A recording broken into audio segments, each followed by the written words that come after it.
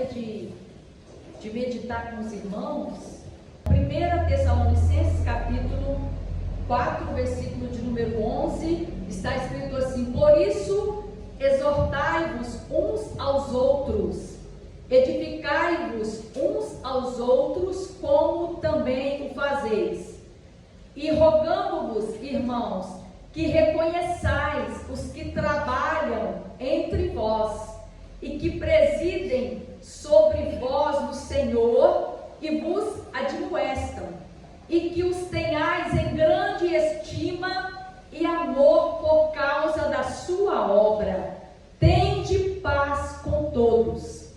Rogamo-vos também, irmãos, que admoesteis os desordeiros, consoleis os de pouco ânimo, sustenteis os fracos e sejais pacientes para com todos. Vede que ninguém dê a outrem mal por mal, mas segui sempre o bem, tanto uns para com os outros, como para com todos.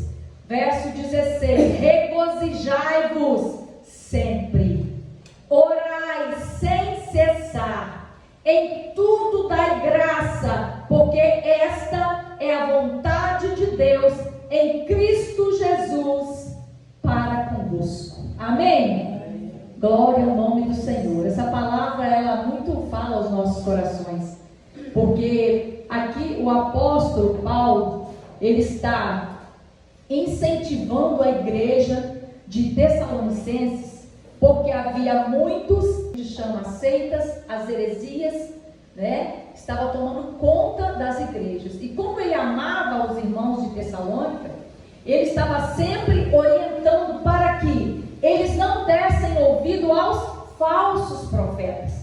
Porque em 1 Tessalonicenses, ele vai dar sempre ânimo para os irmãos, para poder eles continuar na mesma fé de quando eles aceitaram o Senhor.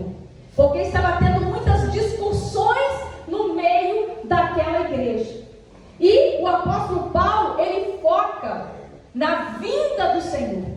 Na vinda do Senhor. Então, ele começa a dar toda essa instrução. E a gente começa a observar no verso de número 11, que acabamos de ler, que ele exortava uns aos outros para quê? Para que eles pudessem continuar sendo edificados no Senhor. E é interessante que a exortação aqui é um ensinamento. Quem ama, ensina. Quem ama, exorta. Porque a pessoa que não ama, deixa de qualquer maneira. É igual um pai, com os filhos, uma mãe com os filhos. O pai não quer bem o filho, a mãe não quer bem o filho. Então, quando o filho ele está querendo seguir por um caminho torto, ou ele está observando, os pais estão observando um certo tipo de comportamento diferente, o que o pai vai fazer? E a mãe vai chamar para o quê? Para admoestar, para o ensinamento, porque esse pai e essa mãe ama esse filho, essa filha, então ele quer instruir. Para quê? Para que ele continue fazendo o que é certo. E assim o apóstolo Paulo, ele fazia com essa igreja aqui de 1 Tessalonicenses. E é interessante que ele exortava, por quê? Porque ele se importava com a igreja do Senhor. Ele se importava com a vida daqueles irmãos. Tá? Então quem ama se importa. E quem se importa, admoesta. Quem se importa, chama a atenção. Aleluia, bendito é o nome do Senhor. E a palavra vai dizer aqui, no verso de número 12: e rogamo-vos, irmãos, obrigada, meu irmão. E rogamo-vos, irmãos, que reconheçais os que trabalham entre vós e que presidem sobre vós no Senhor e vos admoestam. Ou seja, ele está falando aqui, eu rogo para vocês que vocês reconheçam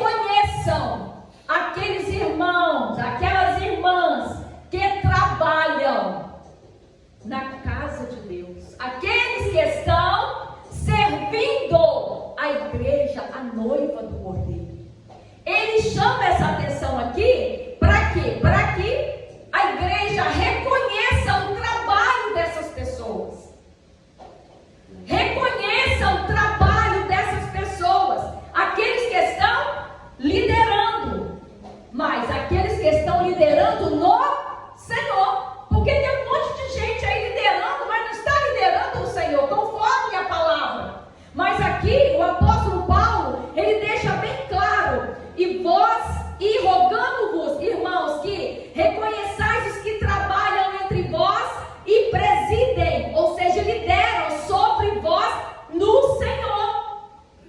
Então, é aqueles que estão liderando no Senhor, que estão usando da palavra da verdade, aqueles que estão fazendo aquilo que o Espírito Santo está comunicando para essa liderança fazer. Nós devemos verdadeiramente reconhecer essas pessoas, honrar essas pessoas.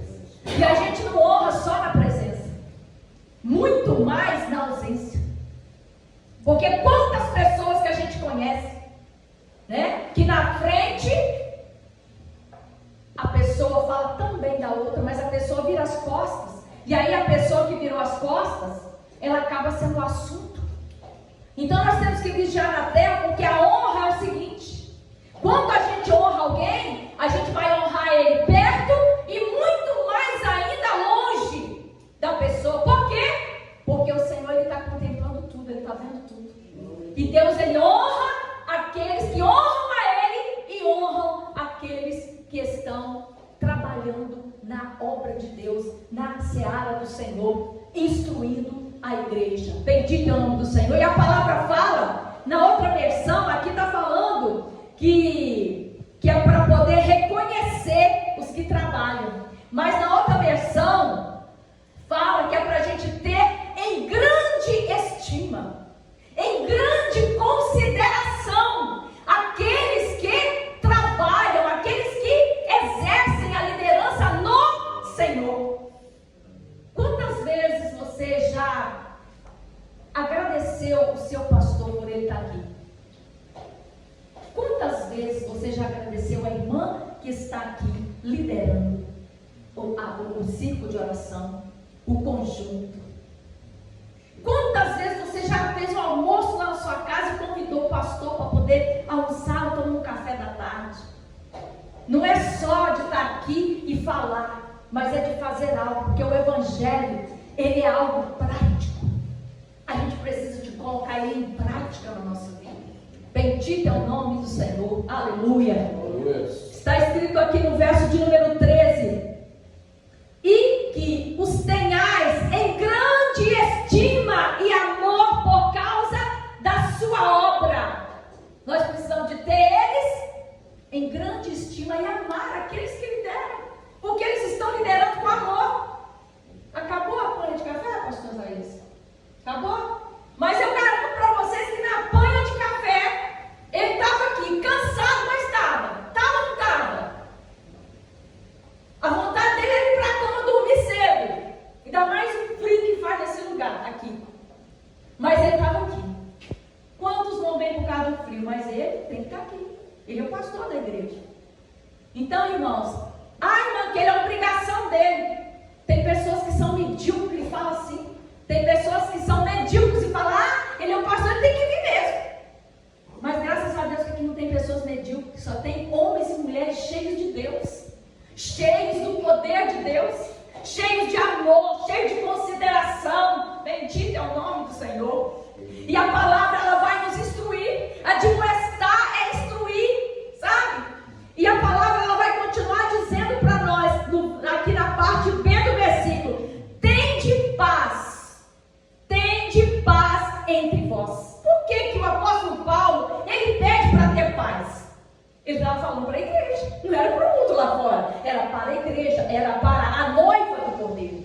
Tende paz entre vós, porque muitas vezes não existe paz, porque muitas vezes está tendo conversa fiada, porque muitas vezes está batendo disse-me-disse, discórdia no meio da igreja, no meio dos irmãos. Então ele pedia que em todo tempo vocês tenham entre vós paz. E essa paz, paz, ela só vem do Senhor. E por que a pessoa, ela sente essa paz? Quando está tudo resolvido. Quando ela não está falando mal de ninguém, quando as coisas estão todas no lugar, a pessoa tem paz, não tem? Agora, tem uma coisa que tira a paz, é quando você faz alguma coisa errada.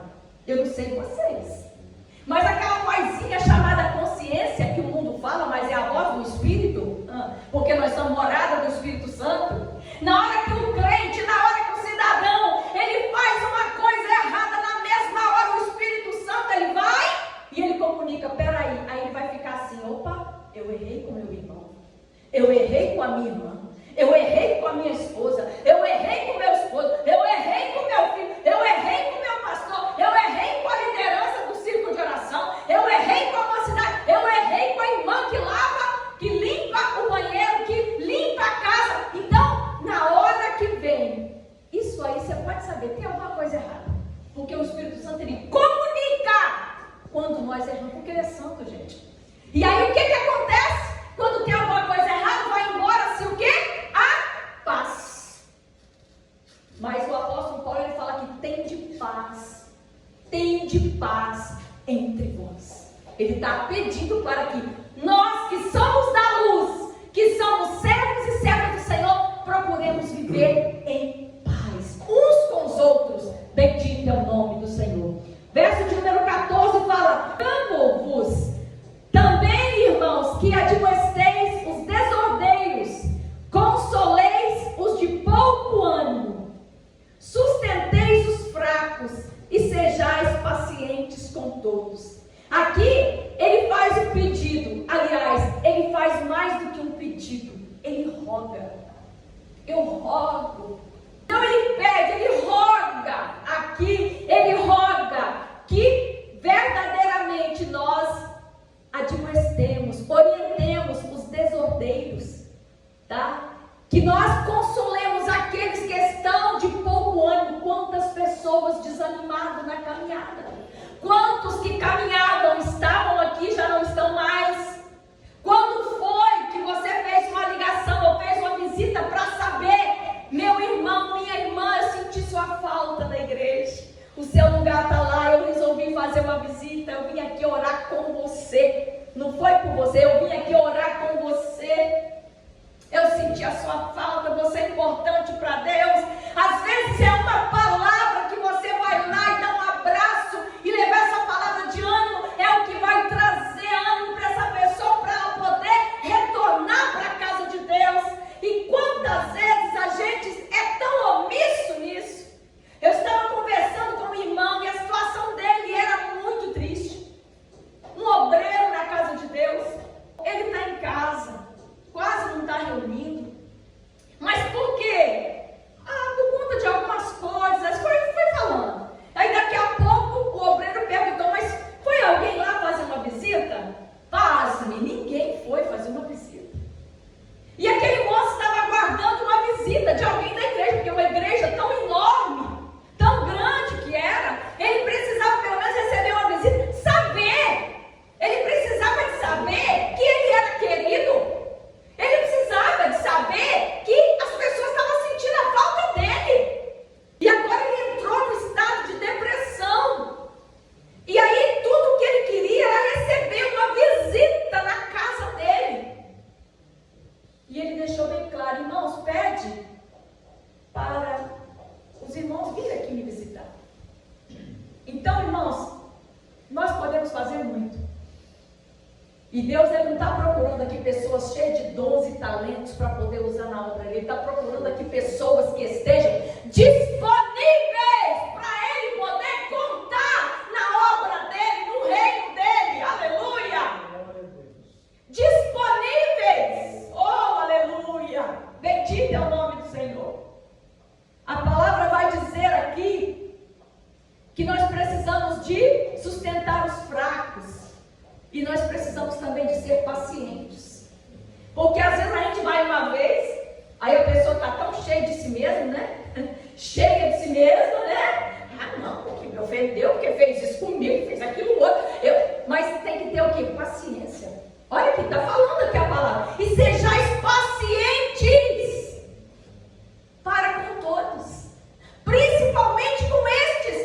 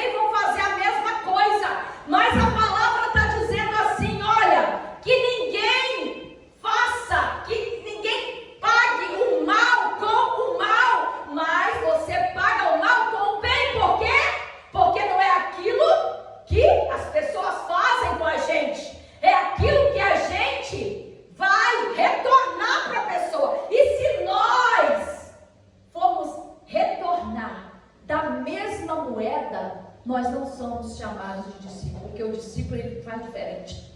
Jesus ele falou assim, ó, se alguém te dá um tapa na cara, te esbofetear, você faz o quê?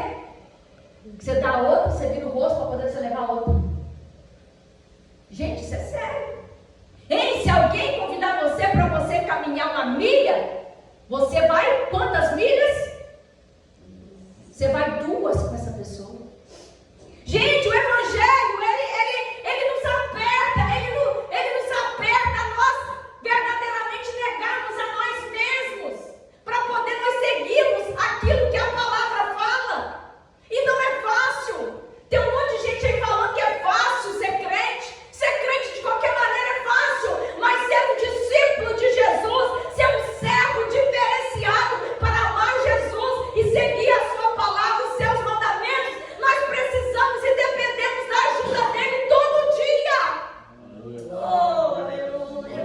Para a gente conseguir trilhar, aleluia, de uma maneira que venha agradar a ele. Oh, aleluia. Bendito é o nome do Senhor. E aí a palavra, ela vai dizer que a gente não pode pagar o mal com o mal, mas se alguém te fez o mal, faz o bem para ela. Jesus falou assim, ó, se o seu inimigo te prejudicar, você ame o seu inimigo, ore pelo seu inimigo. Gente, vocês sabem o que é isso? É muito fácil amar quem te ama, mas você amar quem te persegue, quem te deu aquele prejuízo, quem te fez mal. Mas Jesus manda amar.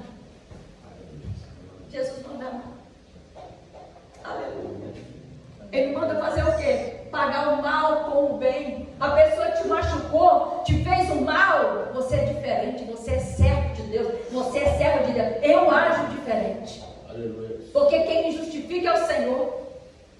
Irmãos, eu quero contar para vocês o seguinte. Eu estava perto da minha loja, lá em Aracruz, e aí eu fui, a vaga era pequena para estacionar o carro, nunca bati em carro de ninguém. Todos esses anos que eu tenho habilitação, todos esses anos, já há mais de 30 anos que eu dirijo. E aí a vaga era pequena, e eu teimosa, eu temei aquele dia, pastor, temei, e fui tentar enfiar o carro lá. E aí o que aconteceu? Raspei o carro do moço, não tinha ninguém para ver, mas eu estava vendo, e Deus também. O que eu fiz? Peguei, procurei em volta, ver se eu aqui, perguntei pertinho, de que esse carro, ninguém sabia dizer. Sabe o que eu fiz? Peguei um bilhete, escrevi, deixei o número do meu celular, falei, esse é o carro, o número do meu telefone está aqui, depois você liga para mim no contato, minha loja tal. Olha, esse homem foi lá na minha loja, ele era dono de um concessionário que vende carro, eu não sabia, né? E aí ele foi, eu falei, não, vou pagar a despesa e tal, o seu carro, parará. Fiz a minha parte. Por quê? Porque se a gente não fizer aquilo que precisa ser feito, que testemunho estou dando? Às vezes, meus irmãos, minhas irmãs, nós vamos tomar prejuízo para quê? Para exaltar o nome de Cristo, porque nós somos diferentes. Nós precisamos fazer a diferença para a nossa vida, para as nossas ações. Então é por isso que eu preciso pagar o mal com o bem, e não o mal com o mal, mas pagar o mal com o bem. Aleluia. E aí o verso 16 ele fala, regozijai-vos sempre, ou seja, alegrai-vos sempre no Senhor. E aqui eu acrescento no Senhor, porque quando nós colocamos a nossa alegria naquilo que é perecível, a gente é passageiro. Mas quando o nosso gozo, o nosso contentamento está no Pai, está no Senhor, nós vamos sempre nos regozijar. O que é ser regozijar no Senhor? É quando vem a prova, você continua feliz no Senhor. É quando vem o diagnóstico, você continua se alegrando nele. Nele, se regozijar no Senhor não é ausência de prova, não é ausência de problema. É saber que Deus está no controle e que Ele está cuidando de cada detalhe da nossa vida. É saber que Ele é que controla todas as coisas. Que tudo que acontece é porque Ele permitiu. E Ele sabe como conduzir a situação. É entender que nós somos totalmente dependentes dEle e que Ele sabe o que faz em todo o tempo da nossa vida. Aleluia, bendito é o nome do Senhor. E aí o apóstolo Paulo ele fala,